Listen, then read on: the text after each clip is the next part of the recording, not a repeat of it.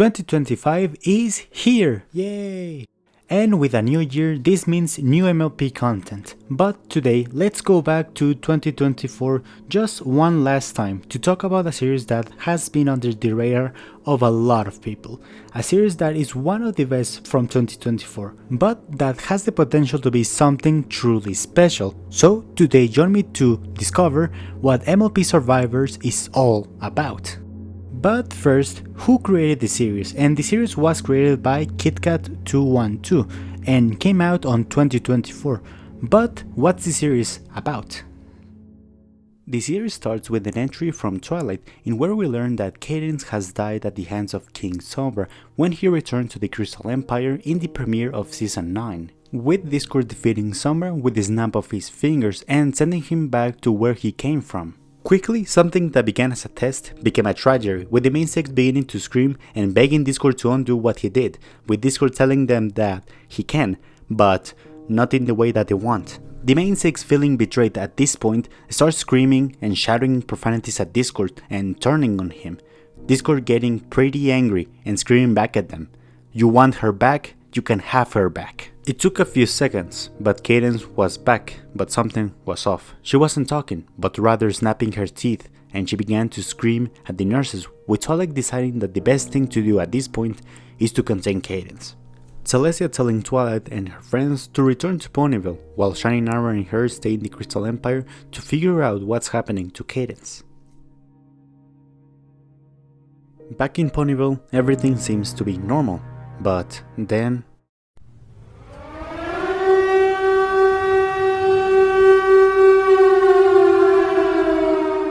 the siren started. Twilight quickly realizes something is seriously wrong and she's attacked by Bonbon, now turned into a feral monster, but Rainbow saves her, with Twilight and her friends taking refuge in her castle for the time being. At this point, everyone is confused on what's actually happening, but Rainbow thinks that it has to be connected to what happened to Cadence. Immediately, everyone starts to panic and to get concerned about their loved ones, with the main six going to see if they're okay.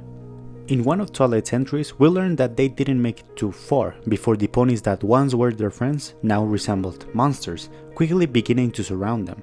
Outnumbered, Twilight, Pinky, Rarity, and Fluttershy return to the castle.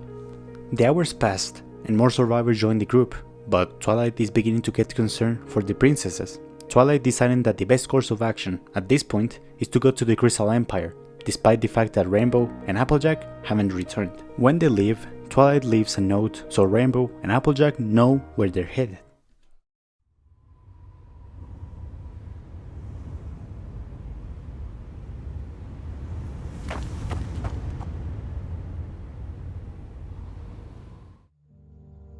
After a few days of walking, the group finds an abandoned house close to the Crystal Empire, with the group deciding to stay and rest. All the while, Twilight begins to regret her decisions that she has made before the outbreak, and struggling with the idea of leaving Spike to keep him safe. Fluttershy comforting Twilight and telling her that there needs to be a better alternative, with this giving Twilight an idea, and that is to try and talk to Discord to fix this problem, but sadly she has no luck. With this, Twilight gets more and more anxious, and she still wants to leave for the Crystal Empire before Spike wakes up, but she's convinced by her friends to stay, take time, and assess the situation. And Twilight agrees, and for the first time in this series, we have a normal moment, where we see the group enjoying a few cups of tea, although it doesn't matter how normal Twilight wants to make the situation be. The reality is that they're in the end of the world, and there's no guarantee that they will be back. Still, Twilight promises Spike that they will be back, Rarity doing the same thing with Sweetie and even telling her that when they come back, they'll have ice cream sundaes with all of her friends. With this, the group leaves for the Crystal Empire, where they're met by Mist Main, with our main story ending here. I love this main story, it's just the perfect mix between serious and intriguing, and it sets up the main story pretty well, with a group that is trying their best to survive and cope with the idea of the end of the world. I also like that the outbreak isn't a virus or an infection. I mean, it is, but what I mean by that is that all of this happened because of a spell gone wrong. And I'm intrigued to see what happens with Discord. Will he be counted accountable for his mistake, or will he become the antagonist of the series? At this point, who knows, but I'm excited to see what happens next.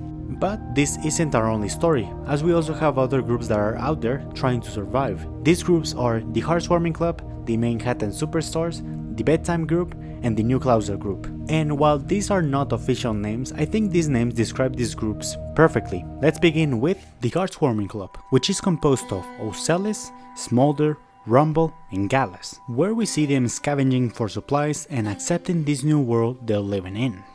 They reminisce on memories that seemed mundane then, but now all they want to is a summer break, a cupcake, or to celebrate housewarming with their friends and teachers.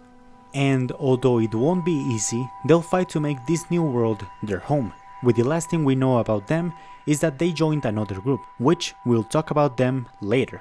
But then we have the Manhattan Superstars, a group that is the complete opposite of the Heartwarming Club, as their group is composed of Rara, Babs, and Blue Bobbin. And the way that I could describe them is a band of misfits that got stuck together by accident, but that will probably see them getting closer and closer in the future. With the last thing we see of them is them looking for supplies in Manhattan, and at this point, their story is pretty vague. Another group that their story is pretty vague at this point is the Bedtime Group, which is composed of Sugarbell, Pound Cake, and Pumpkin Cake. But we can assume that the story of this group will be about Sugarbell getting stronger to keep the Cake Twins safe and at some point accept them as part of her family. Or maybe she already did.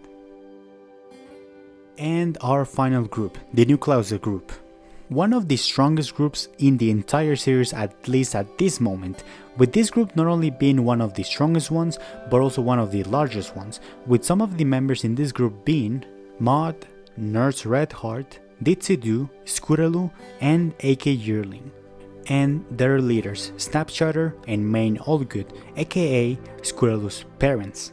And the whole purpose of this group is to be a sanitary and military group, as they do regular trips into Ponyville to rescue survivors and to kill infected, all the while looking for a cure to the infection.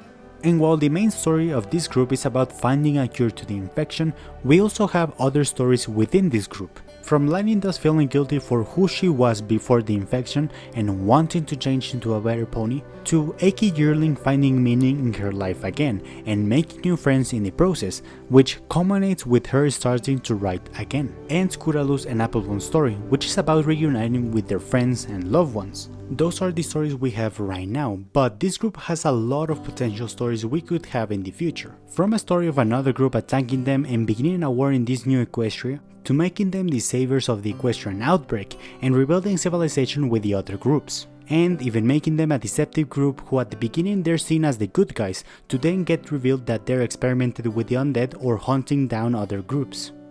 But most likely the story of this group will be about creating a new future, and maybe we'll see them join Twilight's group in the near future and finding a cure together. But that's all of the stories we have right now in MLP Survivors. But what makes this series so good isn't only the story, but the characters. Of course, a story is important, but in my opinion characters are as important as the story, because if I can't relate or connect with the characters we're following, then I'll probably won't be interested in the story. And MLP Survivors excels in this department, not only in their excellent selection of characters, but to the way they're written and portrayed. As they're written in a serious and realistic way. I know it sounds weird to describe it like this, but seriously. Moments like Sugarbell explaining to the Cake Twins why their parents won't be back, or Scootaloo comforting Applebloom because she misses her sister, hit especially hard because it's written in such a relatable way, and it helps that they don't rush through the interactions. If there's a sad or serious moment in the series takes its time to tackle it. And it also helps that the series has awesome voice acting, which is all done by Kit Kat. Another aspect that I love about this series is the music, or lack thereof, an aspect that I wasn't expecting.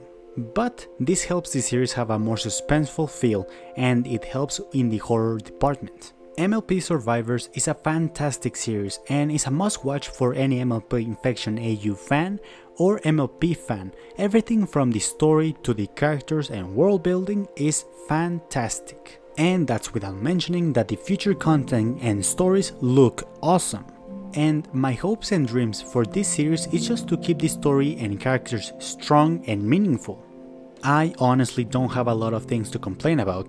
I don't mind the art style being a little rough. I actually find that charming, and because I know how time consuming a project like this can be. But as much as I love this series, I do have one criticism, and that is the lack of undead in this series.